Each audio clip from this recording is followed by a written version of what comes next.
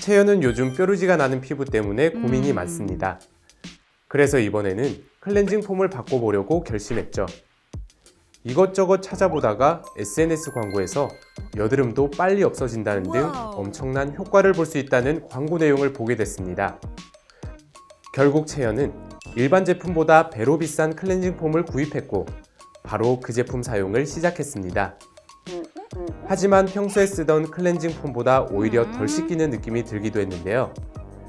채연은 이게 과대 광고라며 회사를 상대로 고소를 하게 됩니다. 과연 이런 경우 과대 광고에 해당이 될까요? 만약 그렇다면 어디까지를 과대 광고라고 할 수 있는 걸까요? SNS를 이용하는 사람들이 늘어나면서 많은 기업이 SNS를 이용한 마케팅을 적극적으로 활용하고 있습니다.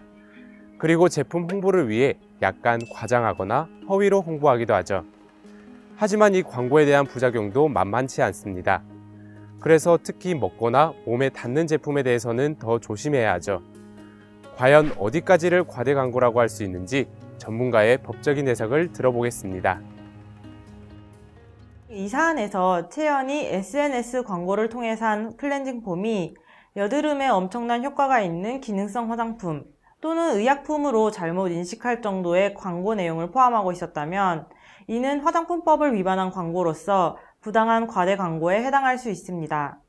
또한 대법원은 상품의 선전, 광고에 있어 다소의 과장이나 허위가 수반되는 것은 그것이 일반 상거래 관행과 신의칙에 비추어 시인될 수 있는 한 기망성이 결여된다고 하겠으나 거래에 있어서 중요한 사항에 관하여 구체적 사실을 신의성실의 의무에 비추어 비난받을 정도의 방법으로 허위로 고지한 경우에는 기망행위에 해당한다고 판단하고 있습니다.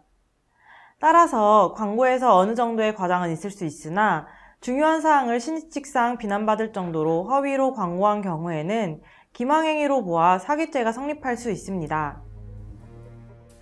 사실 허위나 과장 광고는 소비자를 속이는 행위나 다름없습니다. 그래서 식약처에서는 사이버 조사단을 발족해 온라인상 허위 과대 광고와 불법 유통을 적극적으로 감시하고 있습니다. 피해를 방지하기 위해 허위 과대 광고 업체에 대한 처벌 강화 등의 근본적인 제도 개선이 필요할 것이며 소비자가 피해를 보기 전에 미리 대처할 수 있는 엄격한 시스템이 하루빨리 마련되길 기대해 봅니다.